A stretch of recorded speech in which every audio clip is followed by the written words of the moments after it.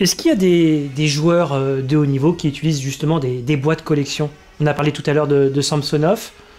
Non, non, à ma connaissance, non. En fait, les joueurs de haut niveau sont tellement forts, ont une technique tellement poussée, un niveau d'entraînement tellement élevé que pour caricaturer, je pourrais dire qu'ils pourraient jouer avec une poêle à frire. Ils s'adapteraient, les gars, ils sont tellement forts. J'en plaisantais il n'y a pas très longtemps avec Damien Eloi. Lui, il s'en fiche. Hein. Quand on lui parle des joueurs lambda qui vont chercher le bois de 85 mais pas de 86 grammes, lui, il pourrait jouer avec un bois de 80 ou 95 grammes. Il s'adapterait et la plupart d'entre eux le feraient aussi. Après, les bois de collection, non. Ils vont plus se focaliser sur le poids et l'équilibre du bois, de façon à avoir toujours la même chose. Par exemple, un joueur comme Malong, tous les ans, DHS va lui envoyer une valise remplie d'une vingtaine de bois qui ont tous été présélectionnés avec un poids et un équilibre bien précis. Il va coller des plaques dessus et il va en sélectionner 5 ou 6 pour faire sa saison. Et puis le reste va être distribué à des heureux collectionneurs qui pourront dire qu'ils ont joué avec le bois de Malong. Voilà.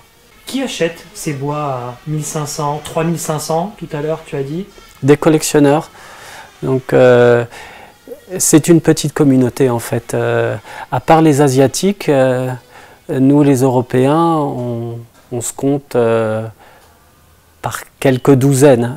On se connaît à peu près tous via les forums. Par Facebook, il y a des forums spécialisés pour les collectionneurs. On sait quand il y a une belle pièce qui est en vente quelque part dans le monde, on arrive à savoir qui l'a acheté et pour combien. C'est un petit jeu entre nous, c'est assez drôle. Alors la plupart des acquisitions se font par le biais d'échanges. Il y a assez peu d'argent qui circule. Certains collectionneurs se spécialisent dans certaines séries, certaines marques, certaines années. Par exemple, j'ai un ami en Allemagne qui ne collectionne que les bois Stiga Bengtson.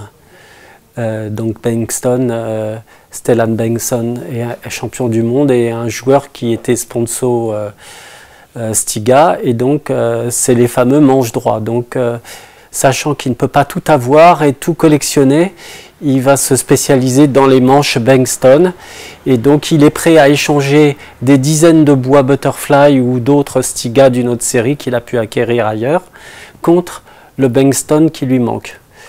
Moi j'avais un petit peu la même optique quand j'étais plus jeune. Je ne collectionnais que les manches coniques Johansson. Malheureusement, je suis faible et l'âge venant et les moyens augmentant, j'ai commencé à collectionner autre chose que les manches Johansson. Et donc maintenant, je suis à 430. J'ai pour ambition de m'arrêter bientôt.